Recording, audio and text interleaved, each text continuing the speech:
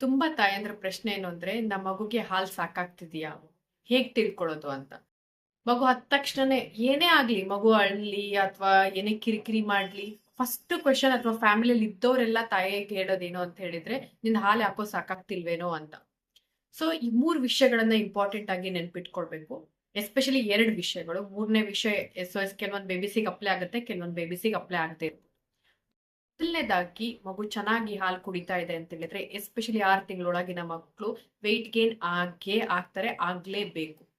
So weight gain ಚೆನ್ನಾಗಿ ಆಗ್ತಿದೆ ಅಂತ ಹೇಳಿದ್ರೆ, ಎಸ್ಪೆಷಲಿ ಒಂದು ಬರ್ತ್ ವೆಯ್ಟ್ ಏನಿದೆ, ಒಂದು ಮಗು 5 ತಿಂಗಳಿಗೆ ಬಂದಾಗ ಡಬಲ್ ಆಗ್ಬೇಕು ಅಂತ ಹೇಳ್ತೀವಿ. ಅಥವಾ ಅಪ್ರಾಕ್ಸಿಮೇಟ್ ಆಗಿ ಒಂದ್ ವಾರಕ್ಕೆ ಆಲ್ಮೋಸ್ಟ್ 300-400 ಗ್ರಾಮ್ ವೆಯ್ಟ್ ಗೇನ್ ಮಾಡ್ತಿರ್ತಾರೆ. 1 ತಿಂಗಳಿಗೆ ಲೆಕ್ಕ ಹಾಕಿದ್ರೆ 800-1 kg ಅಷ್ಟು ವೆಯ್ಟ್ ಗೇನ್ ಅನ್ನ ಆಗ್ತಾ ಇರ್ತಾರೆ.